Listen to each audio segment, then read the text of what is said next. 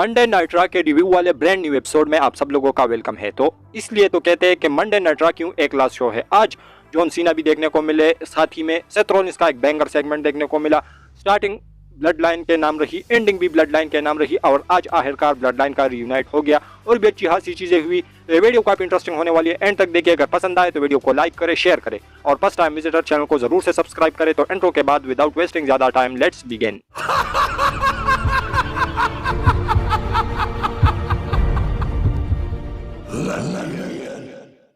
सबसे पहले जो शो की स्टार्टिंग है वो हमें बैक स्टेज से देखने को मिलती है, जहां पर पॉल हेमन, जिमी ऊसो और सोलो सिकवाई थे। और जो पॉल हेमन है वो सोलो सिकवाई से कहते हैं कि तुम आज केविन ओवेंस प्रॉब्लम को सॉल्व करोगे और जो जिमी ऊसो है वो सेमी प्रॉब्लम को सॉल्व करेगा। उसके बाद जो मेन शो की स्टार्टिंग है वो हमें देखने को मिलती है एक मैच के साथ, जो कि था सोलो सिकवाई और केविन ओवेंस के दरमियान। ये मैच काफ़ी बैंगर, एक ज़बरदस्त मैच था।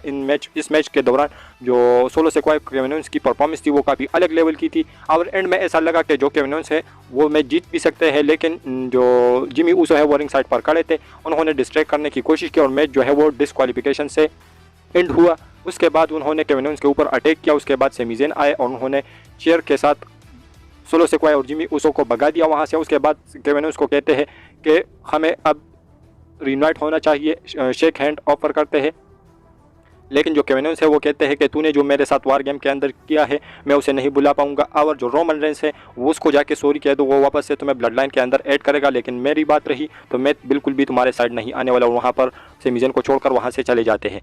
तो ये जो स्टोरी लाइन है ये काफ़ी बैंगर जा रही है। इसके बाद जो नेक्स्ट मैच हमें देखने को मिला एक वाहियात सा मैच था बियांका ब्लेयर और कार्मेला के दरमियान। और इस मैच में इतना खास कुछ बताने के लिए है नहीं। बियांका ब्लेयर ने इस मैच में विक्ट्री अर्न की और जो रिंग साइड पर जेलसी ग्रीन थी वो आती है और कार्मेला दोनों मिलकर अटैक करते हैं बियांका ब्लेयर के ऊपर, लेकिन जो आस्का है वो वहाँ पर आती है और जेलसी ग्रीन के ऊपर मिस्ट फेंक देती है और इसी के साथ ये जो चीज़ सेगमेंट है वो ख़त्म हो जाता है। इसके बाद एक कमाल का सेगमेंट आया जहाँ पर सेथ रॉलिंस और लोगन पॉल और मिज रिंग के अंदर बैठे होते हैं और जो मिज है वो अपनी तारीफें कर रहा है कि मैं इस साल रेसलमेनिया को होस्ट करूंगा। लोगन पॉल अपनी बारे में तारीफें कर रहा है कि जो सेथ रॉलिंस को नीचा दिखाने के लिए कि मैंने जो 1 साल में किया वो तुमने 20 साल में नहीं किया, मैं एक स्मार्ट वर्कर हूँ, ये हूँ वो हूँ। जिस पर जो सेथ रॉलिंस है वो कहते हैं।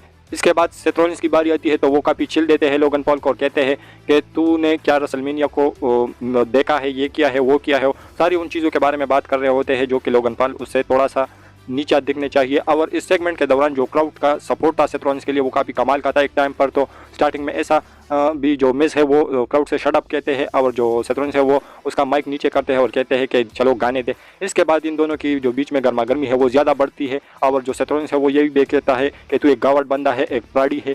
तो ये जो चीज़ है इससे जो लोगन पॉल है वो काफ़ी गुस्सा हो जाते हैं और से जो मिस है वो भी थोड़ी ट्रेश टॉक करते हैं सेथ रॉलिंस को तो और कहते हैं कि मैं तुम लोगों का मैच अनाउंस करूंगा, जिस पर जो सेथ रॉलिंस है उसे रिंग से बाहर फेंक देते हैं और जो लोगन पॉल और सेथ रॉलिंस है इन दोनों की आपस में लड़ाई हो जाती है और जो मिस है वो भी लोगन पॉल को ज्वाइन करते हैं और एंड में वो अपना जो 1 लकी शॉट है वो लगा देते हैं सेथ रॉलिंस को और उसके बाद वो अपना माइक जो है वो उसके चेस्ट पर फेंक देते हैं और बाय बाय बिच कह के वहाँ से चले जाते हैं। तो ये जो सेगमेंट था ये काफ़ी एक कमाल का सेगमेंट था और ये इस मैच के लिए मैं काफ़ी ज़्यादा एक्साइटेड हूँ और ये मैच रेसलमेनिया के अंदर अब होने वाला है। WWE ने ऐसा कंफर्म कर लिया है। इसके बाद जो नेक्स्ट चीज़ हमें देखने को मिली शो के ऊपर वो था निकी क्रॉस और पाइपर नेवन के दरमियान एक सिंगल मैच। इस मैच में भी इतना खास कुछ बताने के लिए है नहीं, लेकिन इस मैच में जो पाइपर नेवन है उन्होंने निकी क्रॉस को हरा दिया।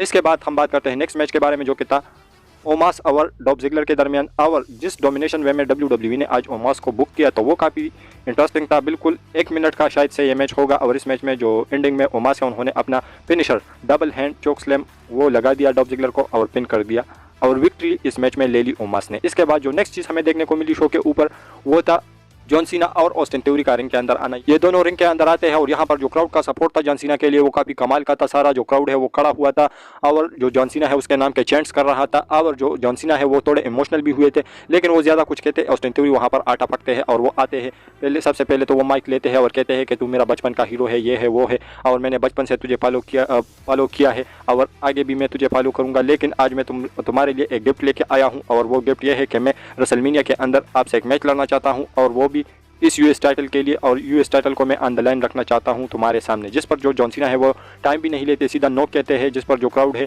वो ये से इसकी चांस लगाता है, लेकिन वहां पर जो जॉन सीना है वो कहते हैं कि तू सिर्फ नाम का बड़ा है, क्योंकि जो ऑस्टिन थ्योरी नाम है तुम्हारा ये तुम्हारा अच्छा नाम है, जिस तरीके से स्टोन कोल्ड स्टीव ऑस्टिन है, अंडरटेकर है और और भी बड़े बड़े लेजेंड्स के नाम गिनाते हैं जॉन सीना, लेकिन तुम्हारे नाम में जो थ्योरी है वो बिल्कुल तूने उसी थ्योरीज का यूज़ करके यहाँ पर पहुँचा है। बिल्कुल भी तूने कोई भी अपॉर्चुनिटी को अर्न नहीं किया है। ये सारे तुम्हें मिले हैं बैक स्टेज की पॉलिटिक्स की वजह से, जिस पर जो ऑस्टिन थ्योरी है वो और भी गुस्सा हो जाते हैं और जॉन सीना से कहते हैं ऑस्टिन थ्योरी कि तू कैसा ऐसा बंदा है कि नेवर गिव अप की जो हेट पहनता है, ऐसे उसकी पट्टियाँ पहनता है, तो यहाँ पर तू गिव अप करेगा। जिस पर जो जॉन सीना है वो कहते हैं कि नहीं, तू अभी मेरे लेवल का नहीं है और तू जो है वो बिल्कुल दिमाग से खाली है। और ये बात भी है कि अगर तूने मुझे रेसलमेनिया के अंदर हराया तब भी तुम्हें जो अगले दिन मंडे नाइट रॉ होने वाला है तो उसी दिन ये जो क्राउड है ये तुझे कच्चा चबा जाएगी, और अगर जीता तब भी तुम्हारे लिए बदनामी है और तुम्हारे साथ कुछ भी नहीं रहेगा। जिस पर जो ऑस्टिन थ्योरी है वो कहते और जॉन सीना वहाँ पर जो माइक है वो फेंक देते हैं और वहाँ से जाने लगते हैं। लेकिन जो ऑस्टिन थ्योरी है यहाँ पर जॉन सीना पर थोड़े शॉट लेते हैं और कहते हैं कि मैं तुझे अपने गंजे सर की जिस तरीके से तुम्हारे बाल गए हैं उसी तरीके से मैं तुझे जाने नहीं दूंगा। जिस पर जो जॉन सीना है वो अपनी कैप उतारता है और उसे वो बाल्ड एरिया दिखाता है कि अब इस पर बाल्ड आ गए हैं। तो जब ऑस्टिन थ्योरी उसे छोड़ते नहीं तो जॉन सीना कहते हैं कि मैं अपनी फैमिली से पूछूंगा, यानी क्राउड से। तो क्राउड से जैसे ही जॉन सीना पूछते हैं तो वो जो है क्राउड की तरफ से येस येस के जो चैंट्स है वो लगने शुरू हो जाते हैं और उसके बाद इन दोनों के दरमियान हमें एक स्टेयर डाउन देखने को मिला और जॉन सीना वहाँ से चले जाते हैं। और वहाँ पर जो एक छोटा सा सेगमेंट हमें देखने को मिला जहाँ पर जॉन सीना अनाउंस करते हैं कोडी रोड को। कोडी रोड वहाँ पर आते हैं और उसे गले लगते हैं जॉन सीना के साथ। तो ये एक छोटा सा सेगमेंट भी हमें देखने को मिला। लेकिन ये जो सेगमेंट था ऑस्टिन थ्योरी और जॉन सीना वाला ये एक 5 स्टार बैंगर सेगमेंट था और ऐसे ही सेगमेंट जो है WWE को करने चाहिए मंडे नाइट रॉ और स्मैकडाउन के ऊपर। इसके बाद जो नेक्स्ट चीज़ हमें देखने को मिली वो था फिन बेलर और जॉनी गार्गानो के दरमियान एक सिंगल्स मैच। और इस मैच के दौरान जो जॉनी गार्गानो के रिंग साइड पर सपोर्ट में खड़े थे वो थे डेक्स्टर लूमिस और इधर तो जजमेंट डे ही थी। लेकिन बात करें इस मैच की तो ये मैच एक क्लासिक मैच था, एक ज़बरदस्त मैच था। बात करें इस मैच की एंड मोमेंट की तो एंड मोमेंट में जैसे ही जो फिन बेलर है उन्होंने अपना फिनिशर कूड़ी ग्रास लगाने की कोशिश की तभी टीम सॉन्ग हिट होता है, एच का वो आते हैं और जो जजमेंट डे है वो पूरी उस रैम्प की तरफ भागती है। लेकिन जो एज है वो पीछे से आते हैं।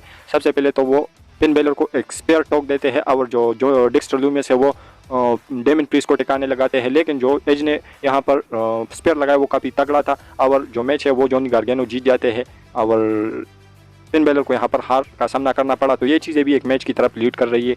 तो ये काफ़ी कमाल का सेगमेंट हमें देखने को मिला आज के मंडे नाइट रॉ के ऊपर। इसके बाद जो नेक्स्ट चीज़ हमें देखने को मिली वो था बैरन कॉर्बिन और चैट केबल के दरमियान और ये मैच भी काफ़ी कमाल का था, एक ज़बरदस्त एक औसम सा मैच था। लेकिन बात करें इस मैच की एंड मोमेंट की तो एंड मोमेंट में जो चैट केबल है उन्होंने बैरन कॉर्बिन को सबमिशन मूव से ही हरा दिया। तो देख रहे हो कि बैरन कॉर्बिन की बुकिंग किस तरीके से हो रही है। चैट केबल ने आज उसे आखिरकार हरा ही दिया। इसके बाद जो नेक्स्ट चीज़ हमें देखने को मिलती है शो के ऊपर वो होता है डैमेज कंट्रोल वालों का और इधर बेकी लिंच, ट्रिश और लीटा का एक सेगमेंट जहाँ पर जो बेकी लिंच, ट्रिश और लीटा हमें देखने को मिली जिन्होंने चैलेंज किया बेली और डिकोटा का यूज का को। और उसके बाद इन दोनों टीमों के दरमियान ट्रेश टॉक होती है और उसके बाद जो है इनके दरमियान हमें एक ब्रॉल भी देखने को मिलता है। तो जो WWE का प्लान था रोंडा रोजी और शेना बेजलर को बेकी लिंच और लीटा के सामने लाने का तो वो WWE ने शायद से ट्रेश कर दिया है और अभी हमें रेसलमेनिया के अंदर ये 6 वुमेन टैग टीम मैच जो है वो देखने को मिलेगा। इसके बाद हमें मेन इवेंट देखने को मिलता है जो कि काफ़ी बैंगर था जहां पर जिमी ऊसो पेश कर रहे थे सेमी ज़ेन को और ये मैच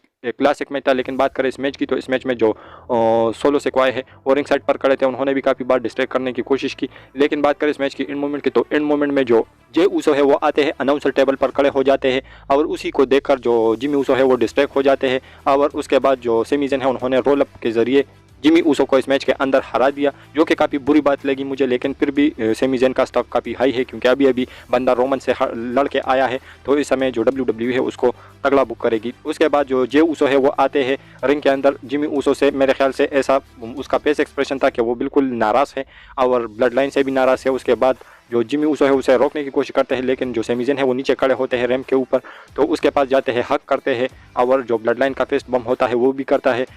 ऐसा लग रहा था कि जो जे ऊसो है वो सेमी ज़ेन के साइड है और जो क्राउड का यहाँ पर रिएक्शन था वो काफ़ी अलग लेवल का था। और यहाँ पर जो चीज़ है मेरे ख्याल से WWE ने वही वाली रिपीट की जहाँ पर जो रोमन रेंस को ल्यूकीमिया हुआ था और उसी दिन जो डीन एम्ब्रोस है उन्होंने हील टर्न किया था सेथ रॉलिंस के ऊपर, तो वैसा ही कुछ सेगमेंट था यहाँ पर। उसके बाद जो जे ऊसो है वो एक किक लगा देते हैं सेमी ज़ेन को और उसके बाद जो सोलो सिक्वाय और जिमी ऊसो है वो भी उसे ज्वाइन करते हैं और काफ़ी तगड़े तरीके से बीट डाउन देते हैं सेमी ज़ेन को, लेकिन वहाँ पर बचाने के लिए केविन ओवेंस नहीं आए।